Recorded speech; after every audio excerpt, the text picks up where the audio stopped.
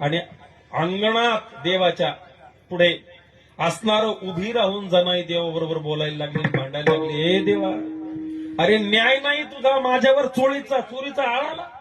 हं? तुझा नवरत्नाचा हार, तुझे आभूषण मी कशाला घेईल रे? हं? आम्ही इमानदारीनं भक्ती करतो, नेमकी आमच्याच वरती असणारा आळाला. देवा पटतं का तुझं? नाहीतरी उलटच आहे रे, उलट आहे तुझं. धुंद झाला तुझा